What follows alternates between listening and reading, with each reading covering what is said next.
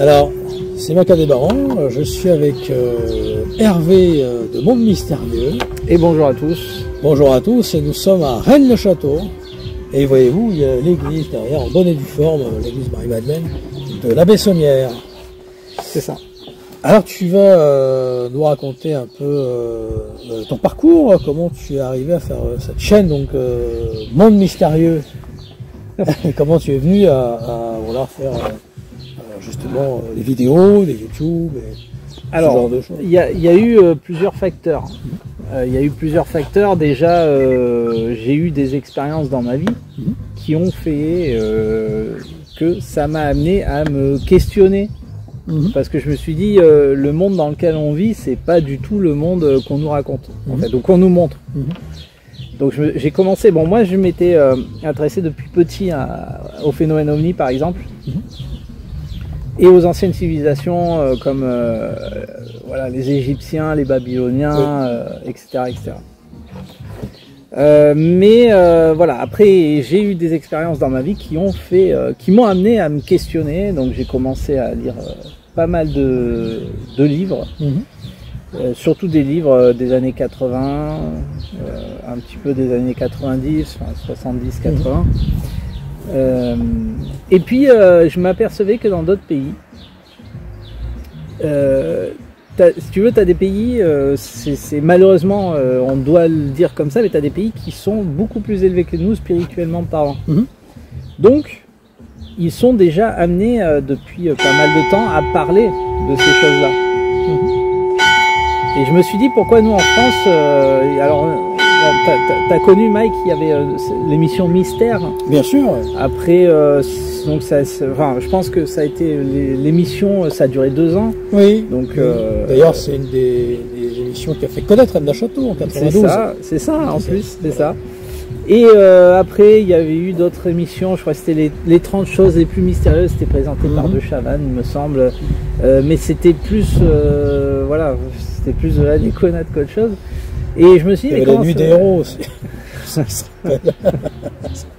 Autre chose, avec des beaux montages, un peu comme Mystère, parfois c'était un peu spécial. Ça dépendait, ça dépendait. Ouais, mais voilà, donc je me suis dit comment ça se fait qu'en France on parle pas assez de tous ces mystères. Voilà, pour rester, moi je reste dans le cadre du mystère, c'est-à-dire j'expose le fait, l'histoire, le phénomène, ce que tu veux, mais je ne donne aucune conclusion. Voilà, j'expose, je dis voilà, il existe ça, il s'est passé ça, il y a eu ça, mais je ne donne pas de conclusion. Et je trouvais qu'on n'en parlait pas assez, donc l'année, en fait, j'ai commencé l'année vraiment où le MH370 avait disparu en mer. Ouais. Et ça a été la goutte d'eau qui a fait déborder là. Je me suis dit, bon, il faut que je commence à en parler. Voilà.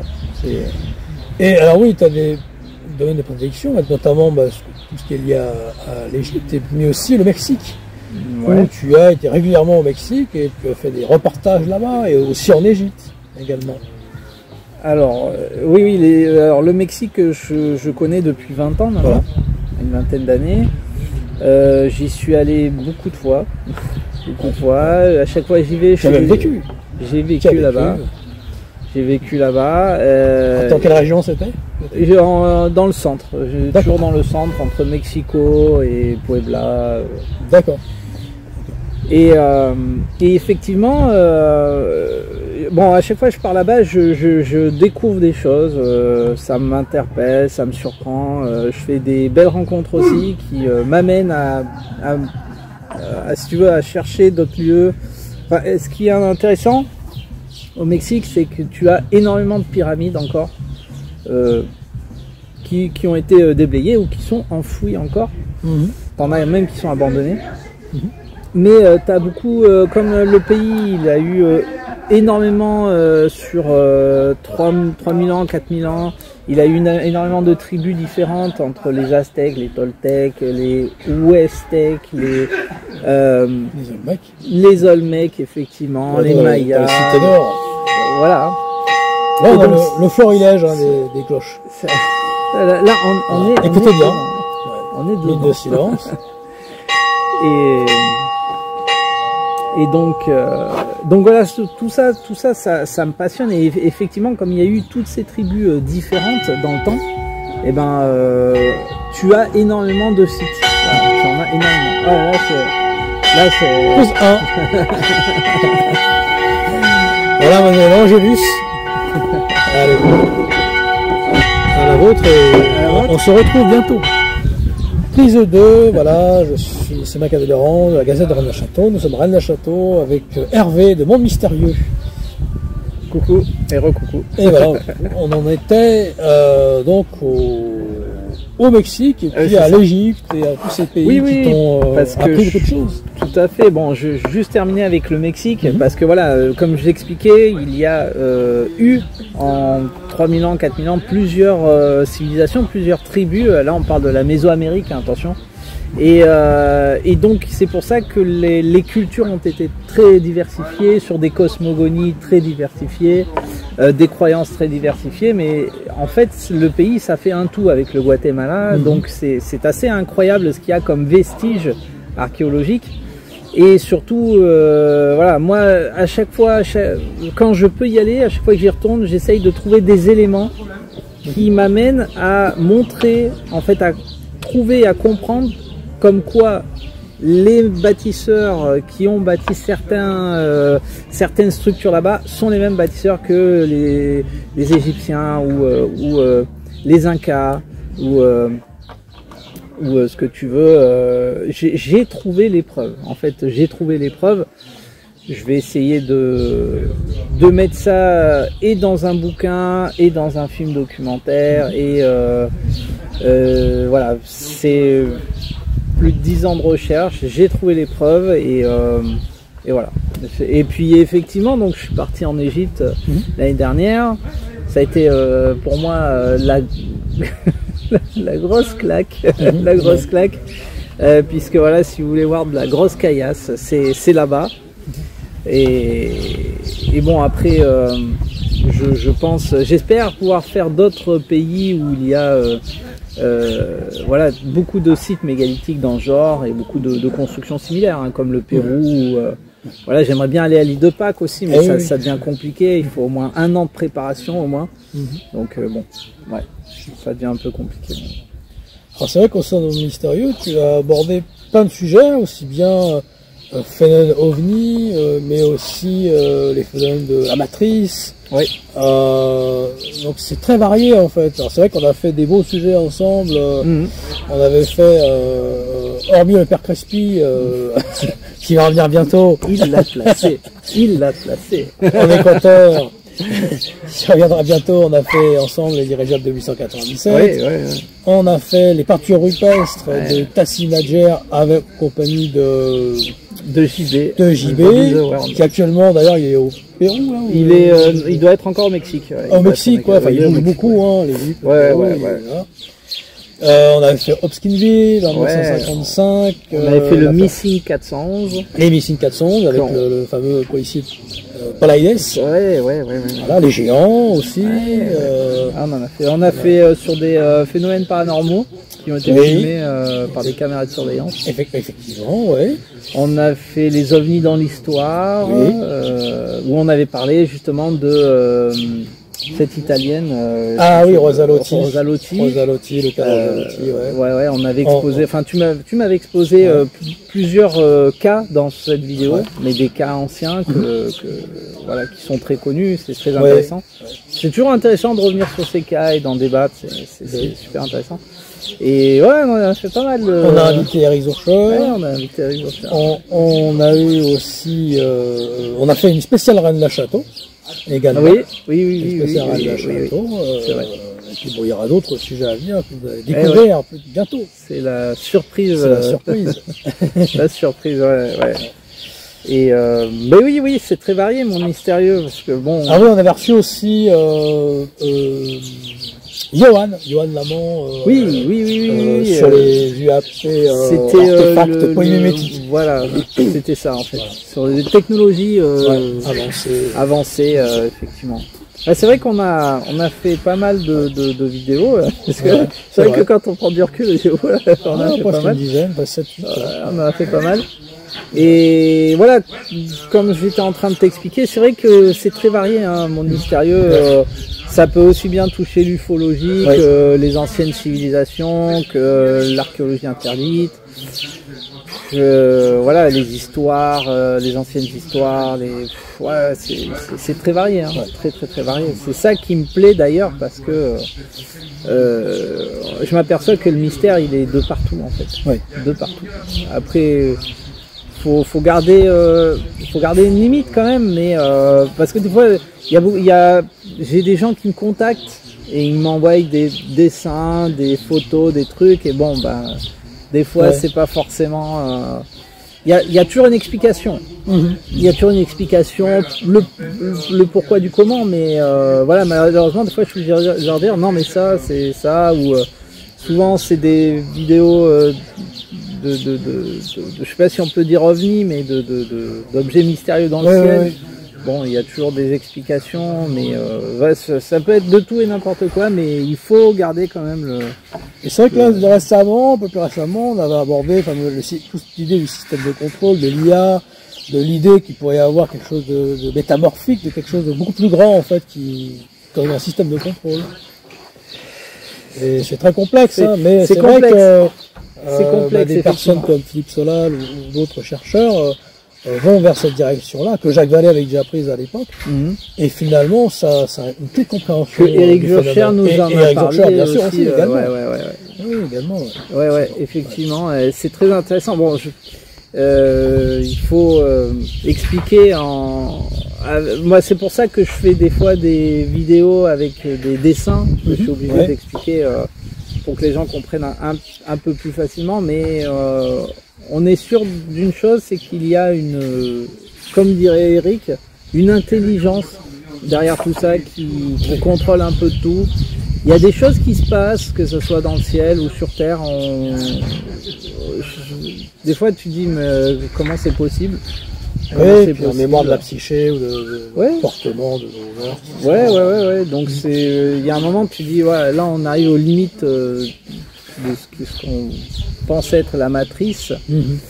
Et voilà, il y a un peu tout qui se regroupe avec le phénomène OVNI et d'autres phénomènes parapsychiques, on va dire, ou c'est très intéressant. C'est très intéressant. Alors, tes impressions sur Rennes-le-Château, ce que tu découvres pour la première fois, on va dire, Rennes-le-Château, enfin, tu connaissais par peut-être des livres ou des vidéos. Et là, quelle est ta première impression sur le vif, on va dire tu t'attendais à cela ou quelque chose d'un peu différent Alors, c'est vrai que, tu l'as dit tout à l'heure, la première fois que j'ai vu le cas de Rennes-le-Château, c'était dans l'émission Mystère. En plus, c'était la première émission, si je me trompe pas, la toute première émission qui a été diffusée à la télé. Donc, ils parlaient de Rennes-le-Château et je crois que même là, ils avaient montré les premières géométries sacrées par rapport au site, il me semble. Oui. Écoute, il y a Jean-Pierre Montaigne qui était présent aussi dans l'émission que j'ai interviewé, qui est souvent qui est à côté d'un château d'ailleurs, et qui était dans l'émission. C'est vrai. Mais écoute, c'est fabuleux d'être ici. Moi, j'espère pouvoir revenir plus calmement les autres fois, les prochaines fois. Bon, c'est ma première fois, et puis oui, il y a certaines choses, certains éléments, je m'attendais à voir ça, d'autres non. Après, il faut savoir que voilà, il y a eu tellement de gens, il y a eu tellement de touristes, où il y a eu tellement de dégradation qu'il y a des choses qui ont un petit peu changé par rapport à ce que moi je m'attendais voir. Mais oui, le coin est fabuleux. Le coin est, il y a quelque chose ici. Il y a quelque chose. Et là, encore une fois, on ne rentre pas dans les détails, mais on se parle entre nous et on se dit, voilà, il s'est passé ça. Non, mais ça, voilà. On se dit, il y a quelque chose. Après, l'histoire en elle-même, c'est, voilà, c'est complexe, mais c'est comme le phénomène ovni, on avance hein, finalement, on avance voilà, sur cette histoire. Et bon, c'est toujours intéressant. Alors, j'ai pas lu tous les livres ou tous les témoignages, enfin j'ai pas vu toutes les conférences qu'il y a eu sur Rennes-le-Château, mais on avance de toute manière, on avance et puis voilà, on rencontre de belles personnes quand même, ou des gens qui viennent nous aborder, qui viennent nous voir, enfin qui te reconnaissent et même les gens dans les boutiques, il y a 2 ou 3 boutiques, enfin tout le monde est fabuleux quoi. Et oui, parce que là en fait on prépare on concocte un petit film en fait sur Rennes-le-Château. On va essayer. Donc avec plein d'explications. Si le climat nous le permet. Le guide. Je suis votre guide. Ah ouais, là, vous cherchez un bon guide, il est là. Voilà. Si tu avais un dernier message à faire passer pour ceux qui te regardent sur le monde mystérieux, oui. J'insiste là-dessus. Là, je reviens de Valençol. Ah oui. Donc, on peut en parler un petit peu d'Valençol. Alors oui. Maurice Chassepoul. Alors j'ai eu, alors on se connaît. Déjà vu en 2017. Ouais, je l'avais déjà interviewé en 2017, effectivement. Il m'a reconnu, mais plus beaucoup parce que bon, Maurice Chassepoul. Donc Maurice Chassepoul, c'était le meilleur ami de Maurice Mas, qui a été. 1er juillet 65. L'apparition OVNI. Le film de Dominique Filleul, Valençol 1965. Alors j'allais en venir parce que bon voilà, moi je suis retourné là-bas cette année. Donc j'ai retrouvé des personnes que je connaissais, j'ai rencontré des nouvelles personnes qui s'intéressent non seulement au phénomène OVNI, mais à d'autres phénomènes ou d'autres histoires dont on a pu échanger. Et j'insiste là-dessus puisque effectivement, comme tu l'as dit, il y a le film, il y a un film qui est sorti, donc Valençol 1965 de Dominique Filleul, qui j'ai eu l'occasion de le voir, toi aussi, et il y a un message dans ce film. Je crois que tu l'as compris quand même. C'est un beau message. Alors il y a un beau message, il y a un message émotionnel bien évidemment, mais il y a un message. C'est quand il vous arrive quand vous êtes victime de phénomènes qui vous dépassent, et tu le comprends dans le film, c'est quoi? C'est tournez-vous vers des gens. Là en l'occurrence, donc c'est un ovni. Donc à la fin, il y a un ufologue. Il dit voilà, moi je suis ufologue. Donc si vous arrivez, tournez-vous, c'est ça. Mais tournez-vous, donc il existe ces phénomènes, je défends à le dire, j'insiste là-dessus. Quand il vous arrive des choses, ça existe, n'ayez pas peur. Parlez-en à des gens comme nous, ou des ufologues, ou des experts en parapsychique, ou ce que vous voulez. Mais n'ayez pas peur, ces phénomènes existent. Voilà, on est là pour en parler, on est là pour défendre cette cause. Et je crois que le film de Dominique Filleul, normalement, c'est de montrer qu'il y a bien eu cette apparition, ce contact RR3, mais aussi que ces choses-là existent et qu'il faut pas en avoir peur, parce qu'on le voit dans le film, ça détruit une famille. Oui. Mais on est là pour vous écouter, mais aussi en reparler, en parler avec vous, montrer que ça existe, montrer les preuves, etc. etc. Donc j'insiste là-dessus. Moi, j'ai une passion, c'est le mystère. C'est tous ces phénomènes-là, toutes ces histoires, toutes ces découvertes. Et je pense qu'on est même pas à la moitié du chemin. Je sais qu'on va encore avancer sur pas mal de domaines, sur pas mal de découvertes. On va encore,